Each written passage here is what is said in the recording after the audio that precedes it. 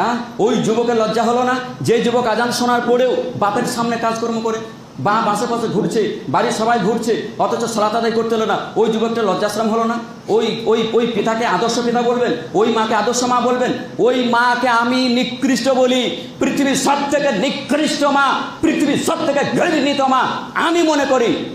ওই মাকে আমি আদর্শ মা বলি মনে করি না, ওই পিতাকে আমি আদর্শবান পিতাই মনে করি না।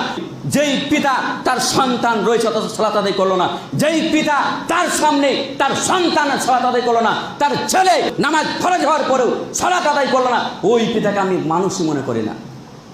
ইসলামে কাপুরুষকে পিতা বলে না, ইসলামে কাপুরুষকে পিতা বলে না। বলেন তো কতজন সন্তান আমাদের সামনে সালাত আদায় করতে আসে মসজিদে?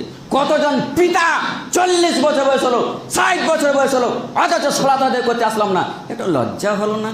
একটু নিজের দিকে তাকে দেখেন তো, একটা আয়নাতে তাকে দেখেন তো। ওই নিকৃষ্ট চেহারাটা, ওই খারাপ, ওই জঘন্য চেহারাটা আপনি আয়নাতে প্রতিনিয়ত দেখছেন, আপনাকে লজ্জা লাগছে না? একটু শরম হচ্ছে না? একটু হায়া হচ্ছে না? একটু ইজ্জত বোধ হচ্ছে না? আল্লাহর ফরজ বিধান সালাত, ফরজ বিধান আপনি কিভাবে অস্বীকার করলেন?